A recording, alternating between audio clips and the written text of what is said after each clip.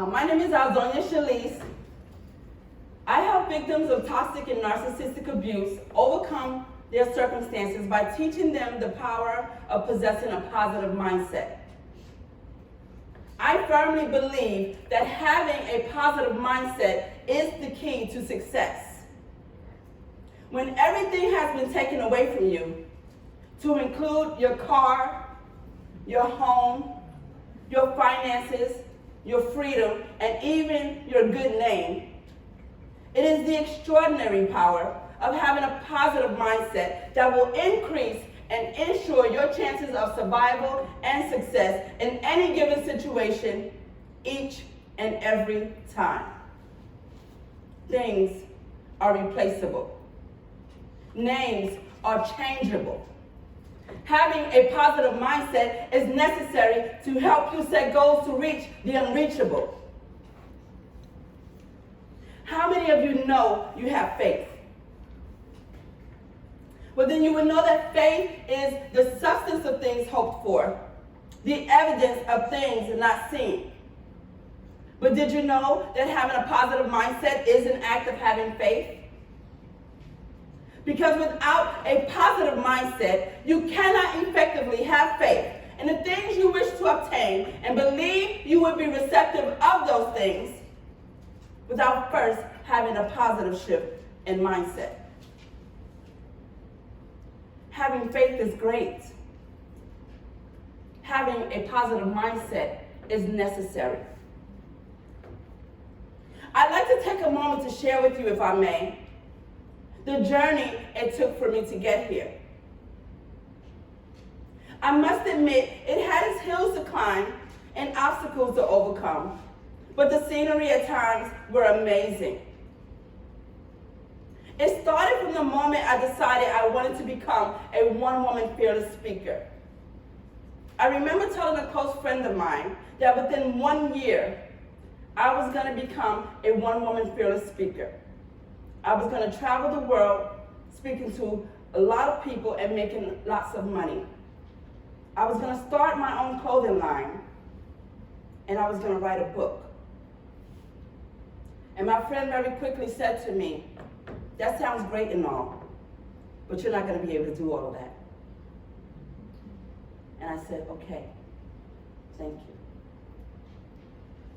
In the meantime, eviction notices were plastered all over my door. Utilities were cut off. I lost 3 jobs. And I was constantly being dragged through court for one reason or another. And as if things could not get any worse, my mom passed away, in my eyes, for absolutely no reason at all. Needless to say, I was shook. And the only thing I had going for me was the fact that I wanted to become a one-woman fearless speaker. And I had to continue to be strong for my children. So I registered to speak with One Woman Fearless without knowing how I would get here, what I was going to say, or how I was going to say it for that matter. So as always, thank you, Charlotte, for this wonderful opportunity. I can't even begin to tell you what it means to me. Directly after the untimely passing of my mom, I lost full custody of my 2 youngest children. I lost my car, my home, my finances, my freedom, and even my good name. Depression had me sleeping in an airport for 3 days. Faith had me traveling by air for 8 hours. I arrived in California with $17 in my pocket, my identification, 3 outfits, and no place to go. But I had a vision, and I had a plan. But I quickly learned the hard way that just because you have a plan for your vision, it doesn't necessarily mean that anyone else is under any obligation to see your vision and follow your plan. That is your plan and your vision. Somewhere along the lines, you decided you wanted to be someplace more than where you are right now. And God saw fit to put that plan into action so that you can have the world that you desire to live in. Did you know that you can have anything you wanted out of life if you just ask for it? And you're willing to make the sacrifices to get it? I had $17 in my pocket, my identification, and no place to go. I knew nothing about where I was physically going because by the time I got off that plane, everything seemed so foreign to me. So I stood there in one spot for a whole night, watching, waiting, planning, trying to figure out how I was going to get from point A to point B on $17. How many of you know that when one plan doesn't work out, you don't give up on your dreams? So what do? You revisit your plan and possibly revise it, but you don't give up. I'll say that again. You make a plan. You put it into action. You revisit, revise, replan, react, and repeat. But you don't give up. And you continue to do that until you have reached your desired outcome. Ladies and gentlemen, I have spent 3 days sleeping in an airport. 3 nights hiding in a casino just to have a roof over my head. 3 nights sleeping in Walmart. Long story, but it has happened. And 1 week living in a shelter. I have slept both on the streets and in the rain behind garbage dumpsters, behind hotels on concrete steps, and homeless in the world for a whole year during the pandemic when the entire world shut down and everyone was afraid to go outside because they were told that the air that God provided for them was unsafe to breathe.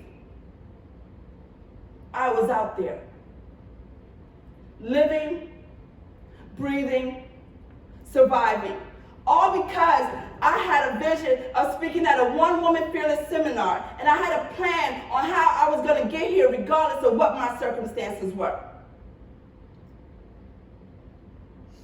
But what if I had given up? What if I had thrown in the towel, blamed everything on the pandemic, and just decided that being homeless was just my destiny? What if I had become a product of my circumstances? Then what? Believe it or not, mindset under any circumstance is a necessity. Because it's easy to fall into a pattern of thinking that things happen for a reason, and we are where we are simply because of life's unfortunate circumstances. We create that logic in our minds. We believe in it, and in turn, we reside in it. But what if we chose to think differently? What if we chose to think outside the norm, believing that anything was possible? Believing that the inevitable is exactly what we conceive it to be. The Bible says when I was a child, I spoke as a child. And when I became a man, I put away childish things. Jim Rohn says, what if we decided to set goals like an adult and believe in them like a child? I know a little girl who's 5 years old going on 50. You can't tell her anything. She knows everything. And if you try to tell her something, she'll quickly say to you, I know that already. But if she tries to tell you a story, a very elaborate story I might add, and you say to her, baby girl, that's not true. That's not even possible. She'll say to you, yes it is, because I said that already. Okay, well, if you said it, then it must be true. But what if we, like that little girl, believed that anything was possible? Believed that the things we wanted out of life we can in fact have simply because we deemed it so. Now, I'm not saying that it's easy. Life isn't easy. It's hard. And things happen. But what if instead of taking an easy road and believing that all these unfortunate circumstances that happen to us is our destiny, we decided to put the work in, change our way of thinking, and start believing that our destiny is designed by us. Our destiny is exactly what we created to be. Destiny did not lead me to sleeping in airports, or in Walmarts, or behind garbage dumpsters. And destiny did not lead me to walking and standing for countless hours in the cold pouring rain because I had no money and no place to go. Depression led me there. Hurt and anger kept me there.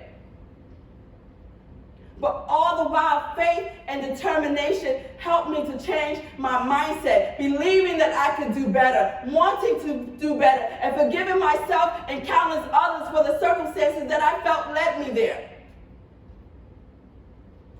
I decided to work on my mindset by evicting those negative thoughts embedded within my subconscious mind and rebirthing it with the things that are positive and great, and with things that are possible. And then I noticed how things began to change for me. People began to notice me. They began to believe in me because they saw that I believed in myself. I had a plan. And I had a vision. And I believed in that vision so wholeheartedly that just like that little girl, you couldn't tell me it wasn't possible because I already said it was. Ladies and gentlemen, I have done the work. I have weathered the storm. And I have turned my losses into gain. And I did all that. I did all of that just so I could stand before you today. Ladies and gentlemen, here I am.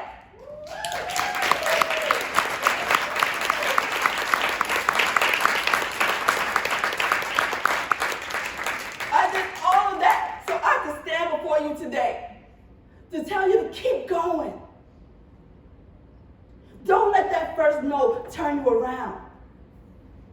Don't let the fact that someone else can't see your vision stop you from doing what is necessary to become the person that you desire to be. Become the person that you most admire.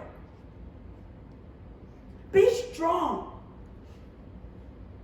Be bold. Be beautiful. Be you. My name is Alzonia Chalise. Thank you for listening.